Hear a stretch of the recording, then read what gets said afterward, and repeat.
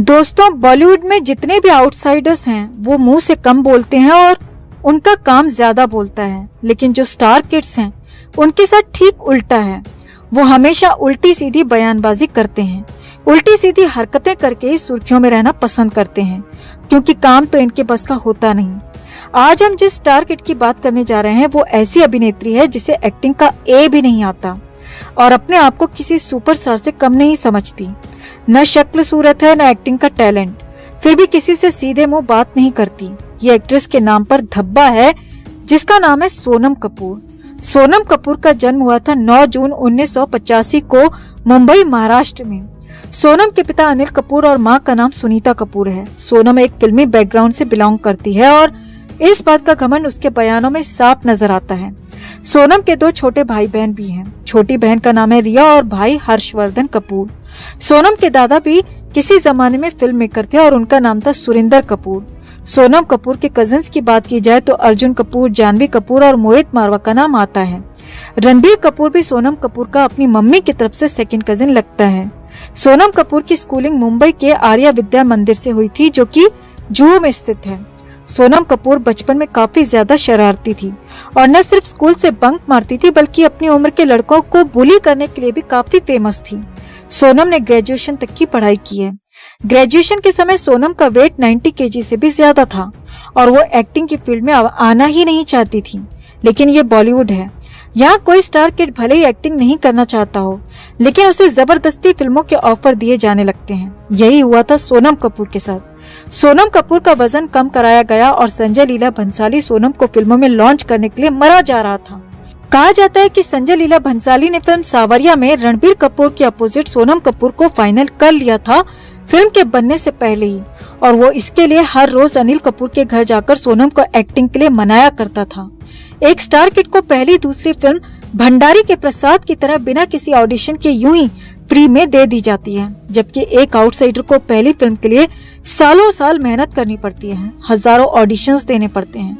सोनम कपूर अपनी टीनेज में काफी ज्यादा हेल्दी थी और इसी वजह से उसे डायबिटीज हो गई थी और सोनम कपूर हेल्दी रहने के लिए इंसुलिन लेने लगी थी। हालांकि बाद में सोनम ने न सिर्फ अपना वजन कम किया बल्कि दवाइयों पर भी अपनी डिपेंडेंसी कम कर दी। सोनम की पहली फिल्म आई थी साल 2007 में रणबीर कपूर के साथ। फिल्म का नाम था सावरिया, जो कि एक डिजास्टर मूवी साबित हुई। पहली फिल्म से कुछ क्रिटिक्स ने ये साफ साफ कह दिया था कि सोनम को एक्टिंग नहीं आती है। इसके बाद भी चाटुकार फिल्मकारों ने सोनम को दूसरी फिल्म गिफ्ट के रूप में दे दी। दूसरी फिल्म थी दिल्ली 6, जो कि अभिषेक बच्चन के साथ थी।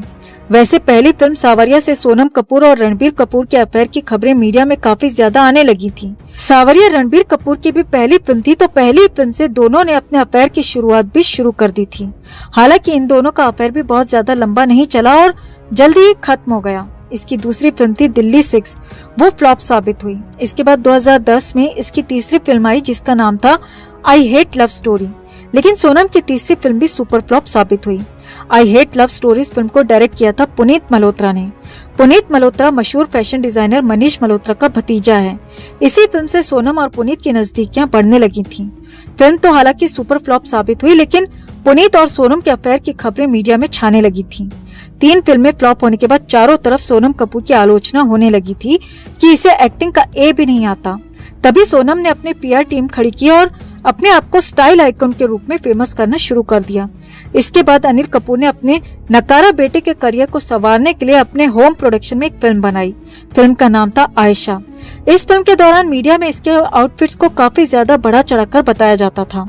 आयशा फिल्म के दौरान कहा जाता था कि फैशन के मामले में ये फिल्म अलग ही लेवल की फिल्म है, लेकिन जब फिल्म आई तो डिजास्टर साबित हुई। इसके बाद इसने थैंक यू नाम की एक मल्टी स्टारर मूवी में काम किया, लेकिन वो भी फ्लॉप साबित हुई। थैंक यू के बाद शाहिद कपूर के साथ मौसम में नजर आई। फिल्म की पब्लिसिटी तो बहुत जोर शोर से की गई, लेकिन जब फिल्म आई तो डिजास्टर साबित हुई। वैसे ये फिल्म तो फ्लॉप साबित हुई, लेकिन इस फिल्म के दौरान सोनम और शाहिद कपूर के लिंकअप की खबरें मीडिया में काफी ज्यादा चलने लगी थी। हालांकि इन दोनों का अफेयर भी बहुत ज्यादा लंबा नहीं चला और जल्दी ही खत्म हो गया। मौसम के बाद प्लेयर्स में काम किया और वो भी फ्लॉप। सोनम को अपने करियर की पहली सफलता मिली साल 2013 में। फिल्म का नाम था रांझना। रांझना उस साल की सबसे बेस्ट मूवी थी और सबसे बड़ी सुपरहिट मूवी साबित हुई। इस फिल्म के हिट होने पर अगर किसी की तारीफ हुई तो वो था धनुष। धनुष ने इस फिल्म में लीड रोल प्ले किया था और फिल्म के हिट होने का सारा श्रेय भी उसी को जाता है। रांझना के बाद 2013 में ही आई भाग मिल्खा भाग भी सुपरहिट साबित हुई, लेकिन इसकी सफलता का क्रेडिट भी फरहान अख्तर ले गया। इसके बाद इसकी कई फिल्में फ्लॉप साबित हुई। बेवकूफियां, खूबसूरत, डॉली की डोली, प्रेम रतन धन पायो। साल 2016 में नीरजा में पहली बार इसके काम की लोगों ने तारीफ की, लेकिन इस फिल्म से इसके करियर को बहुत ज्यादा फायदा नहीं पहुंचा। नीरजा के बाद पैडमैन में इसका केमियो था, तो वीरे दी वेडिंग एक मल्टी स्टारर मूवी थी और संजू में इसका रोल बहुत छोटा था। यानी इसके 15 साल के करियर में इसकी सिर्फ एक फिल्म ऐसी है जो इसने अकेले अपने दम पर हिट कराई है, लेकिन इसके बयान और इसका एटीट्यूड ऐसा होता है जैसे ये कितनी ही बड़ी सुपरस्टार हो। सोनम कपूर निहायत ही बदतमीज और बददिमाग लड़की है, सॉरी आंटी है। ये अपने बयानों की वजह से हमेशा चर्चा में रहती है। सोनम कपूर ने एक बार एक स्टेटमेंट दिया था कि ऐश्वर्या राय ने उसके पापा के साथ काम किया है, तो उस हिसाब से ऐश्वर्या उसकी आंटी लगी। इस बयान के बाद सोनम को काफी ज्यादा ट्रोल किया गया। ऐसे ही एक बयान में सोनम कपूर ने कैटरीना कैफ को बेशरम भी कह दिया था, जिसके बाद सोनम को कैटरीना कैफ से माफी मांगनी पड़ी। सोनम ने एक बार बयान दिया था कि भारत में पुरुषों को फैशन की समझ नहीं है जब तक वो गे ना हो।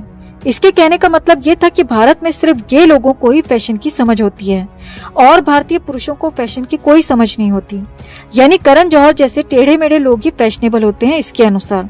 वैसे इसने अपने पति के बारे में भी एक बयान दिया था कि आनंद आहूजा को फैशन की बहुत अच्छी समझ है। इसके पहले वाले बयान के आधार पर इसका पति गे है। इसके अफेयर्स की लिस्ट में एक नाम साहिर बेदी का भी आता है। साहिर एक बिजनेसमैन और मॉडल है। इन दोनों का रिश्ता भी बहुत कम समय के लिए था और जल्दी खत्म हो गया। सोनम कपूर के व्यवहार की बात की जाए तो सोनम हमेशा लोगों से एटीट्यूड और गाली गलौज में बात करने के लिए ही जानी जाती है। सोनम के बारे में कहा जाता है कि सोनम प्राइवेट पार्टीज के थ्रू अपनी मार्केट वैल्यू बढ़ाने में काफी हद तक सफल भी हो गई। सोनम ने प्राइवेट पार्टीज में परफॉर्म कर करके भी कई फिल्में झटकी हैं, लेकिन 15 साल में एक नीरजा मूवी को छोड़कर कभी ऐसा नहीं लगा कि इस बदनसीब बच्ची को एक्टिंग का ए भी आता है। ये बात अच्छे से इसे पता थी कि इसे एक्टिंग नहीं आती, फिर भी ये अपने आप को टॉप क्लास एक्ट्रेस के रूप में स्थापित करने पर तुली हुई थी। सुशांत की इंसल्ट करने वाली सोनम कपूर को एक बार एक फैन ने आईना दिखाने की कोशिश की, तो उसको जवाब देते हुए इसने लिखा कि इसने पिछले जन्म में बहुत अच्छे कर्म किए थे, इसीलिए ये अनिल कपूर के घर में पैदा हुई, इसीलिए ये रईस पैदा हुई। तुम लोगों ने अच्छे कर्म नहीं किए तो तुम लोग मुझसे जलते हो। इस तरह के बड़बोले बयान रहे हैं इस नासमझ आंटी के। इस बड़बोली और बदतमीज आंटी के बारे में आपकी क्या राय है? कमेंट में आप भी अपनी बात, अपनी राय जरूर रखें। वीडियो को लाइक और शेयर कर अपना प्यार और सपोर्ट भी जरूर दिखाएं। चैनल को सब्सक्राइब कर चैनल के साथ जुड़कर हमारी आवाज बने।